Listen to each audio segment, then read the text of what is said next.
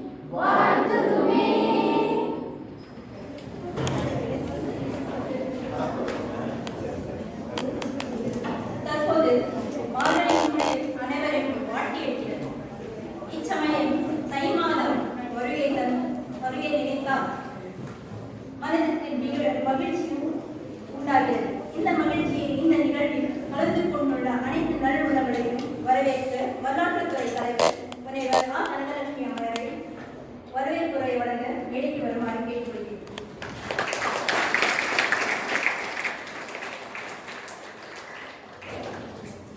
அனைவருக்கும் மதிய இன்று தொல்லியல் அறிமுக நிகழ்வில் கிருஷ்ணகிரி மாவட்டம் தொல்லியல் ஓர் அறிமுகம் என்ற தலைப்பில் 2 பேர் பேசுவதற்கு வரேன்னு சொல்லியிருக்காங்க.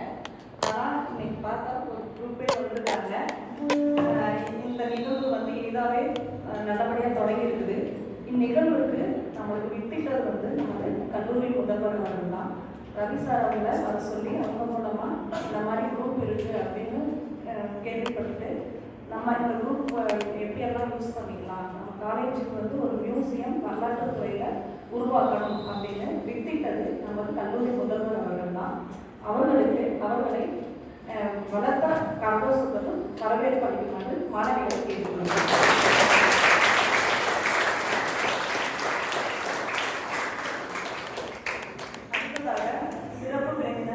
கோவிந்தராஜன் மற்றும் தமிழ்ச்செல்வன் ஐயா அவர்களின் குடும்பம் அனைவரையும் வருக வருக என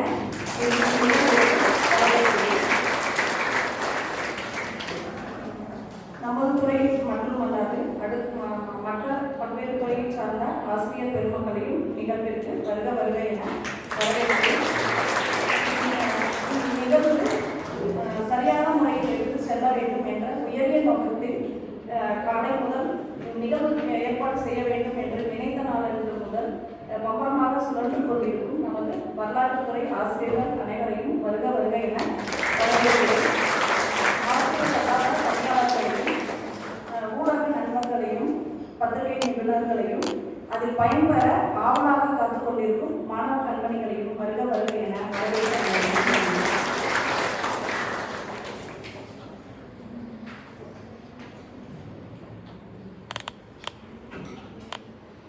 காற்று தென்றல் போ, சூரியனின் வெளிச்சத்தில் இளங்கையில் போ, தமிழ் மொழியில் வீரம் போ, குரல் வளம் பேச்சு வளம் கொண்டவர் எங்களுடைய முதல் கீதா அம்மையார் அவர்களை நன்மை உரை வழங்க வேண்டிக் கொள்கிறேன்.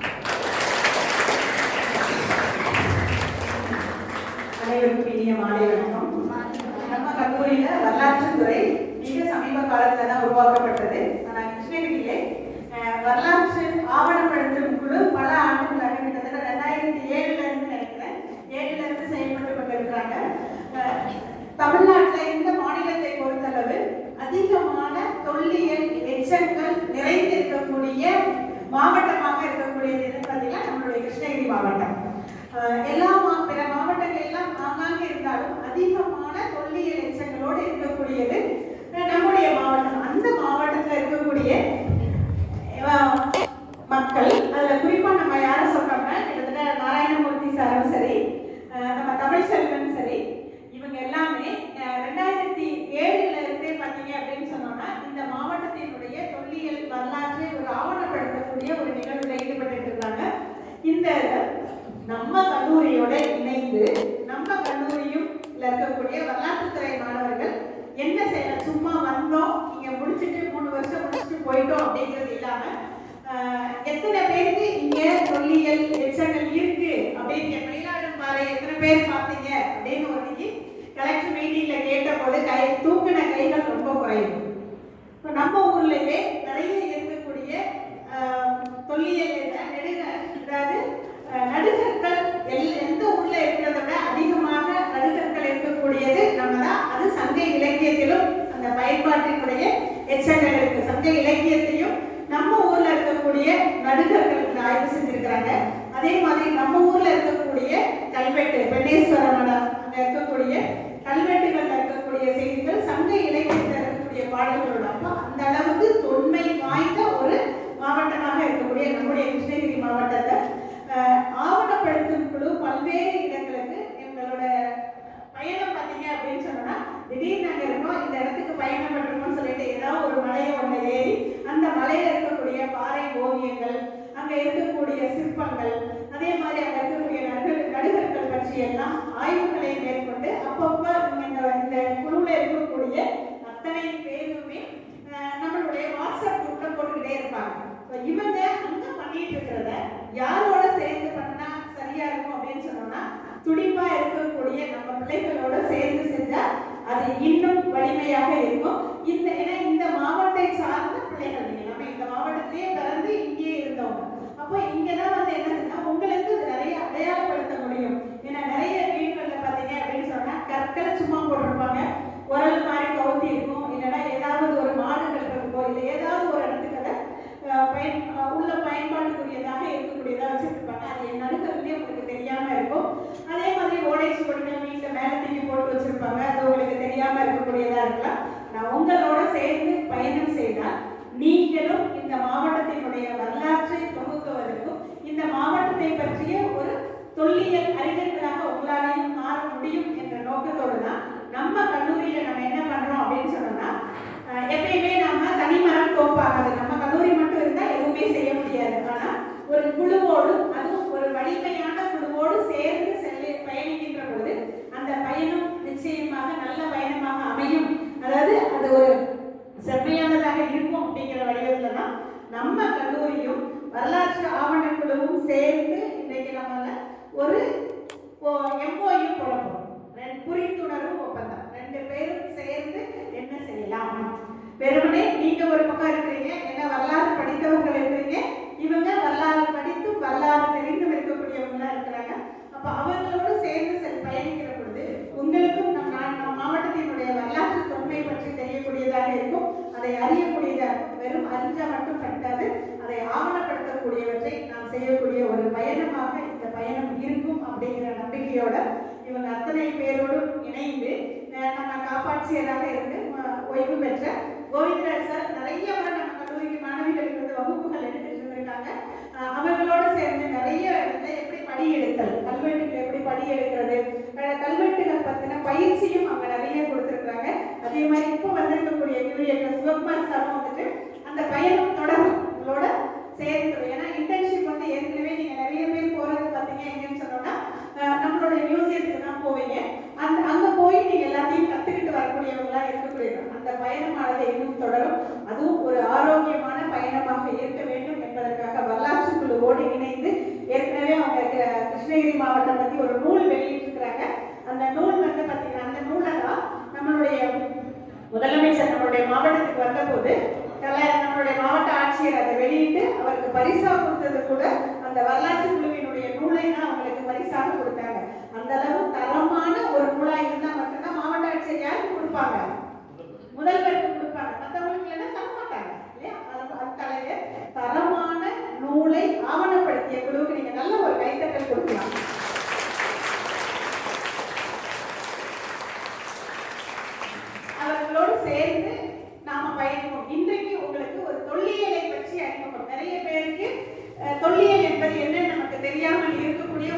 தெரிந்தாலும் நம்ம ஊர்ல என்னென்ன மாதிரியானது தொல்லியல்கள் இருக்குது, தொல்லியல் எச்சங்கள் இருக்கு. அன்னைக்கு பேசிட்டு இருக்கிற போது சொன்னாங்க ஜல்லிக்கட்டு பத்தின குறிப்பு மதுரையில தான் நடந்தது, இருக்கக்கூடியதை விட நம்ம கிருஷ்ணகிரி மாவட்டத்துல இருக்கு அப்படின்னு சொன்னாங்க. அப்ப அந்த அளவுக்கு தொன்மையான தொல்லியல் எச்சங்கள் இருக்கக்கூடிய நம்முடைய மாவட்டத்தை பற்றி இவர்களோடு இன்றைக்கு உங்களுக்கு ஒரு அறிமுக உரையாக இருப்பாங்க.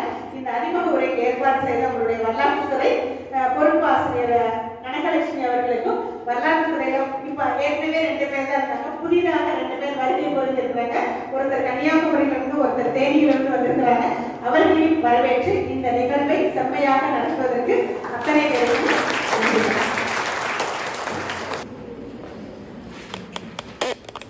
அனைவருக்கும் வணக்கம். அனைவருக்கும் வணக்கம். இந்த சிறப்பான நிகழ்ச்சி ஏற்பாடு செய்து நடத்தி கொண்டிருக்கின்ற கல்லூரியுடைய முதல்வர் அம்மா அவர்களே, வரலாற்றுத்துறை பேராசிரியர், தலைவர் பேராசிரியர் மற்றும் பேராசிரியர் பெருமக்கள், பத்திரிகை துறை மாணவ செல்வங்கள், இங்கே வந்திருக்கின்ற முக்கிய பிரமுகர்கள் அத்தனை பேருக்கும் முதலில் என்னுடைய பணிவான வணக்கத்தை தெரிவித்துக் கொள்கின்றேன். கல்லூரி முதல்வர் அம்மா அவர்கள் மிக தெளிவாக ஒரு விளக்க உரை, முன்னுரை ஆக்கிவிட்டார்கள். அதுக்கு மேல் ஒரு விளக்க உரை தேவையில்லை. அந்த அளவுக்கு வரலாற்று ஆய்வு மற்றும் ஆவணப்படுத்தும் குழு அப்படின்னு நம்ம இந்த மாவட்டத்தில் கிருஷ்ணகிரியிலிருந்து செயல்பட்டு கொண்டிருக்கிறோம். இந்த குழுவில் ஒரு 10க்கும் மேற்பட்ட வரலாற்று ஆர்வலர்கள் தன்னார்வ குழுவாக இருந்து பணியாற்றி வருகிறோம். இந்த அளவுக்கு நாங்கள் பணியாற்றுகிறோம் என்பதை அம்மா இந்த அளவுக்கு கவனித்திருப்பார் என்று எங்களுக்கே தெரியாது. அந்த அளவுக்கு எங்களை பற்றி தெளிவாக மிக சரியாக சொன்னதற்காக அம்மா அவர்களுக்கு முதல்ல எங்களுடைய நன்றியை தெரிவித்துக் கொள்கின்றோம்.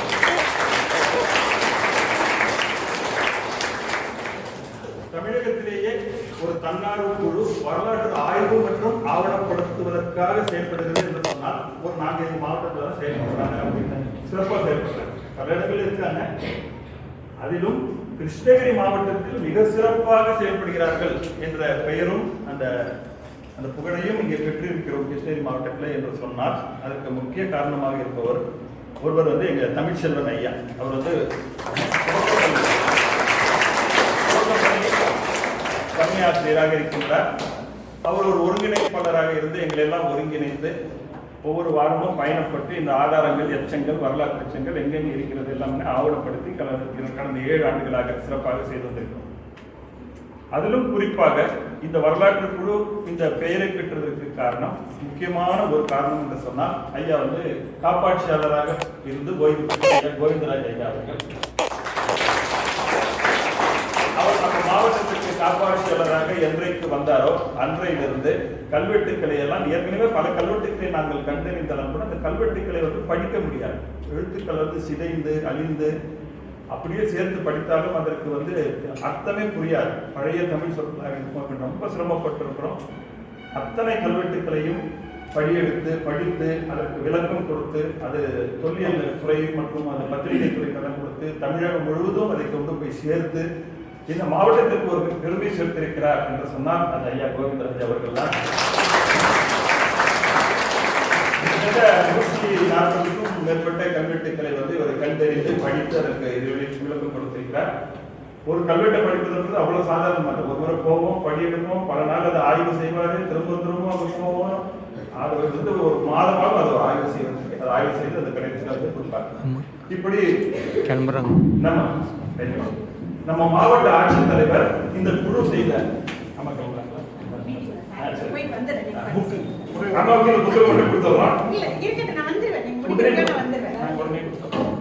நம்ம மாவட்ட ஆட்சித்தலைவர் வந்து இந்த புத்தகத்தை நாங்கள் இதெல்லாம் புத்தகமாக கொடுத்திருக்கிறார். இது பண்ணி தான் அம்மாவுக்கு சொன்னார். முதல்ல இந்த புத்தகத்தை அம்மாவுக்கு கொடுத்து நாம் வந்து அவங்களுக்கு ஒரு நன்றியை தெரிவிக்கிறோம்.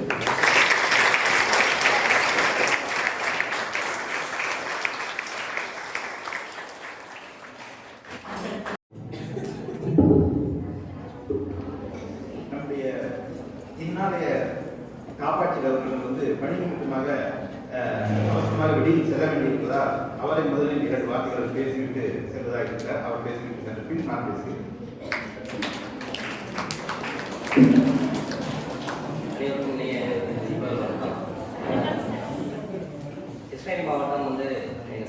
சொல்லிட்டே இருப்பாரு, சொர்க்கம் என்றால் நமக்கு தெரியும். அது மாதிரி இந்த தொழிலினுடைய சொர்க்கம் என்று அழைக்கப்படுகிறது கிருஷ்ணகிரி மாவட்டம் பார்க்கும்போது அவர் நம்ம கால் கடைக்கு இருந்தால் கீழே வந்து ஏதாவது வந்து ஒரு தொழில் சார்ந்த எச்சங்கள் வந்து நிச்சயமாக இருக்கும்.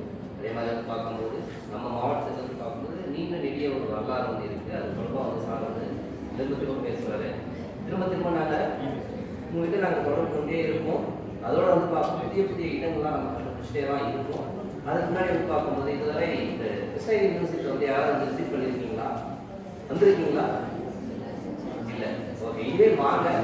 ஏன்னா ஒரு வரலாற்றுத்துறை மாணவர்கள் வந்து பார்க்கும்போது தன்னுடைய தான் என்ன படிக்கிறோம், நீங்கள் என்ன படிக்கிறீங்கன்னு சொல்லிட்டு ஒரு தொடர்பு இல்லாமல் படிக்கிறதுக்கும் நம்ம ரியலாக பார்க்கறதுக்கும் தொடர்பு இல்லாமல் தான் இருக்கும். அதுதான் வந்து படிக்கணும், அதை விட்டுருங்க. பட் ஆனால் நம்மளை பற்றி நம்ம தெரிஞ்சுக்கணும்னா நம்மகிட்ட வந்து ஒரு இன்ஸ்டிடியூஷன் இருக்குது. அதை வந்து பார்க்கும்போது மியூசியம், அரசு அருங்காட்சியகம். இந்த கிருஷ்ணகிரி மாவட்டத்துடைய ஒரு தோராயமான ஒரு வரலாற்று சார்ந்த தடயத்தை கொண்டிருக்கின்ற ஒரு அருங்காட்சியகம் வந்து பார்க்கும்போது கிருஷ்ணகிரி அரசு அருங்காட்சியகம். அந்த இடத்துக்கு கொஞ்சம் நீங்கள் டைம் இருக்கும்போது வந்து விசிட் பண்ணுங்க. அப்போ வந்து அது தொடர்பான நிறைய தகவல் வந்து நீங்கள் தெரிஞ்சுக்கலாம். மேலும் வந்து பார்க்கும்போது இந்த விழா வந்து சிறப்பாக நடத்துறதுக்கு என்னுடைய வார்த்தையை தெரிவிக்கிறேன்.